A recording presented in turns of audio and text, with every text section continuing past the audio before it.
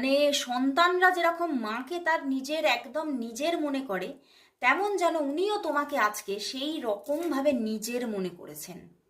একটা ভীষণ আপন আপন ব্যাপার, উনি বুঝতে পারছেন যে ওনার জীবনে তুমি কিন্তু ভীষণ একটা মানে এমন একটা মানে কি বলবো যেন কোনো হয় না ফরিস্তা, মানে তুমি যেন তার জীবনের কোনো ফরিস্তা, মানে তুমি তার জীবনটাকে কিন্তু পাল্টে দিতে পারো, উনি কিন্তু বুঝতে পারছে। কিন্তু তবুও তিনি কোনো না কোনো বিষয় নিয়ে তো স্যাড আছে, ভীষণ কোনো স্যাডনেস ওনাকে ঘিরে ধরেছে, এবং কোনো এই সম্পর্কের মধ্যে কিন্তু স্ট্রাগল আছে। আমি যখন রিডিং প্রথমেই স্টার্ট করলাম ওখানে কিন্তু এসেছিল তোমার হচ্ছে